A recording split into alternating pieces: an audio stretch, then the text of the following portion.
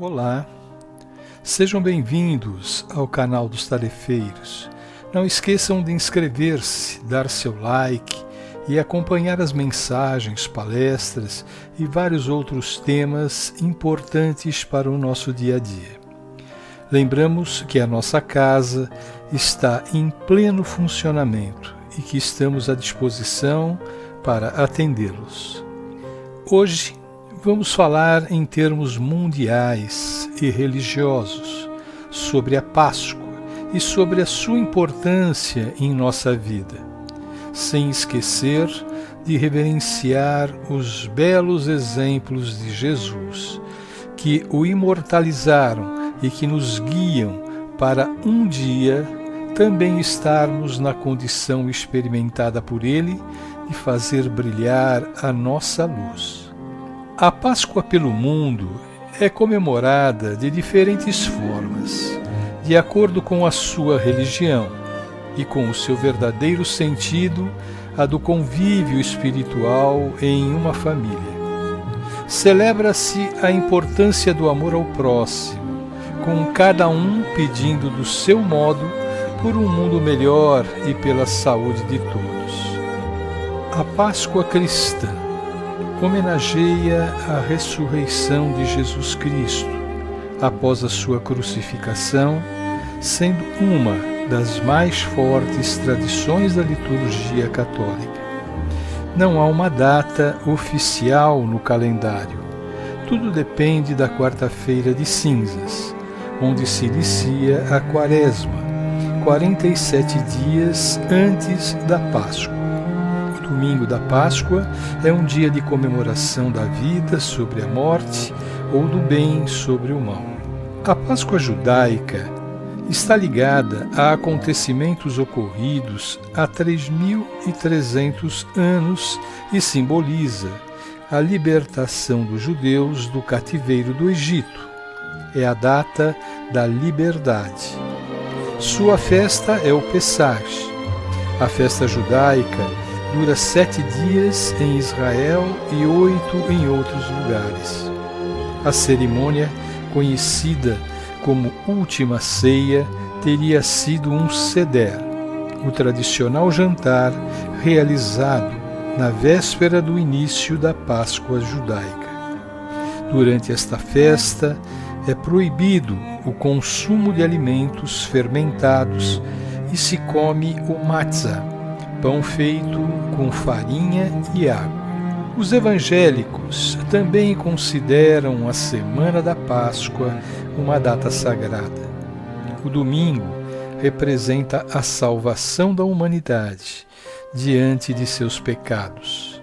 Assim, como os católicos comemoram a vitória da vida sobre a morte e, acima de tudo, a volta de Jesus como o grande Salvador.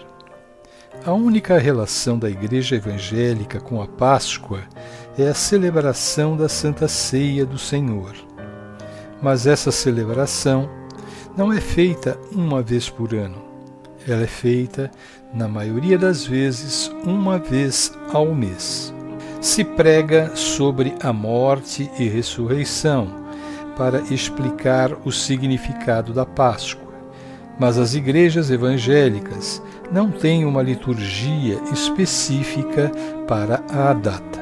Os muçulmanos, não é comemorada a Páscoa pelos muçulmanos. A data mais importante para o islamismo é o Ramadã, mês que foi revelado o Alcorão. Os devotos passam 30 dias em jejum e este ano acontece da noite de 1º de abril à noite até o início de 1º de maio. No budismo, também não comemoram a Páscoa. Possuem seu próprio calendário e determinam as suas festas. As mais importantes é a data de nascimento, iluminação e morte do Buda, que viveu aproximadamente entre 563 e 483 a.C., conhecida como Hanamatsuri, a comemoração do nascimento de Buda, e todos esses acontecimentos ocorrem no mesmo dia, 8 de abril. Na Umbanda, durante o período da Quaresma, muitos terreiros paralisam as atividades na quarta-feira de cinzas. Vestem os orixás da casa e cada filho de santo oferece a eles a sua comida favorita. No sábado de Aleluia, comemora-se o retorno dos trabalhos com os orixás.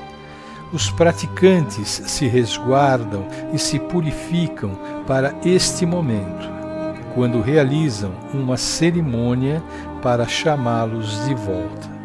Na doutrina espírita, a Páscoa é uma data simbólica apenas caracterizada pela renovação interna e evolução espiritual. Não há um ritual ou um culto. Para a doutrina espírita, a data tem o sentido de renovação em si mesmo. No que concerne à ressurreição, podemos dizer que a interpretação tradicional aponta para a possibilidade do reagrupamento da estrutura corporal do Cristo. No pós-morte, situação totalmente rechaçada pela ciência, em virtude da deteriorização do envoltório físico. Mas como explicar, então, as aparições de Jesus nos 40 dias póstumos, mencionadas pelos religiosos na alusão à Páscoa?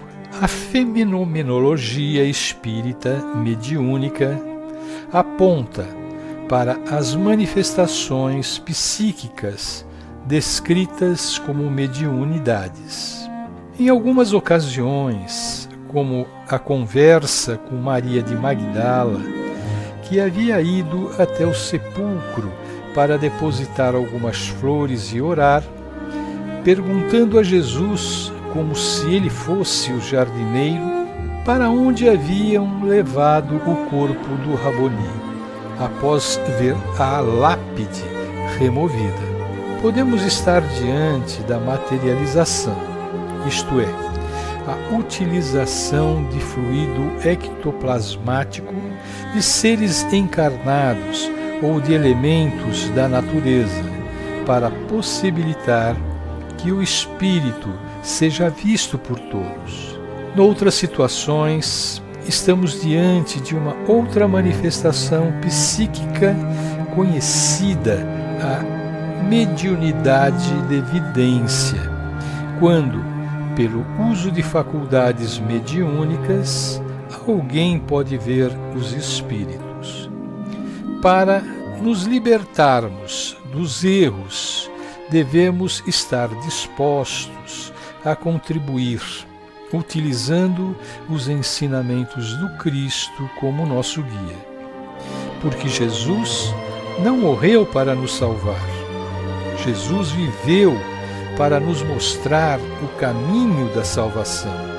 Esta palavra salvação, segundo Emmanuel, corresponde a reparação, restauração e refazimento.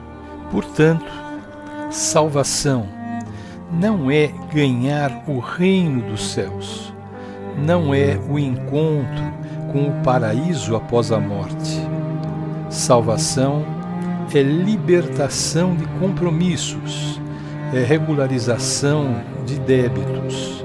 E fora da prática do amor, da caridade, de uns pelos outros, não seremos salvos das complicações criadas por nós mesmos, através de brigas, violências, exploração, desequilíbrios, frustrações e muitos outros desafios que fazem a nossa infelicidade.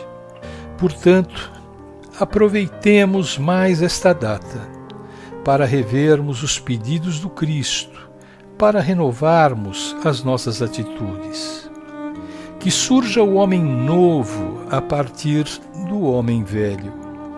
E do homem velho, coberto de egoísmo, orgulho, de vaidades, de preconceitos, ou seja, coberto de ignorância e inobservância com relação às leis morais, possa surgir o homem novo, gerado sobre o influxo revitalizante das palavras e dos exemplos de Jesus Cristo, o grande, esquecido por muito de nós.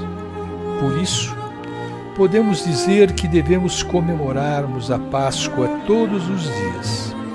A busca desta libertação ou renovação é diária, e não somente no dia e mês pré-determinado. Queremos nos livrar deste homem velho, que ainda dá maior importância para coisas supérfluas, materiais e etc., do que renovar-se. Tanto a Páscoa como o Natal são duas datas para reflexão, mas que confundimos, infelizmente, com outras atitudes. A simbologia do coelho da Páscoa. O coelho, apesar de ser mamífero e por consequente não pode dar ovos, assumiu o papel de produtor e entregador dos ovos de Páscoa. Isto devido à notória capacidade de reprodução desses animais, que se tornaram símbolo da fertilidade. Os ovos de Páscoa, símbolo bastante antigo, anterior ao cristianismo, representa o surgimento da vida e a origem do mundo. Daí, a sua relação com a ressurreição do Cristo. Esta tradição dos ovos de chocolate foi com os maias e os astecas que toda essa história começou. A história do chocolate começou no ano 600 a.C., nas regiões tropicais da América do Sul e na América Central. Mais precisamente, onde ficam atualmente o México e a Guatemala. Nesta época, o cacau já era cultivado pelos maias e astecas e usado para elaborar uma bebida fermentada e amarga.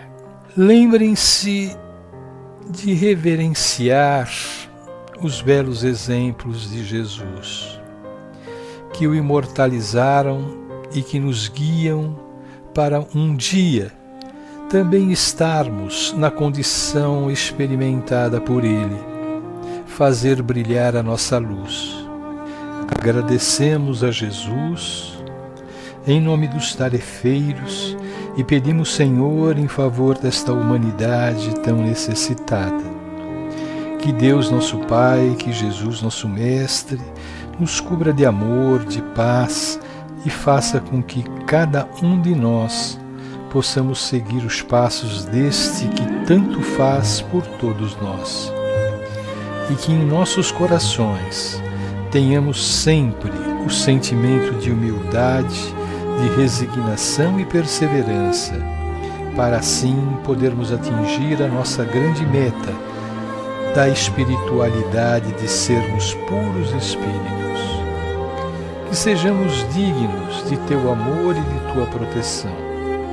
A vida é tão simples e nós conseguimos complicá-la com pequenas coisas que acabam atrapalhando a nós e todos que nos cercam.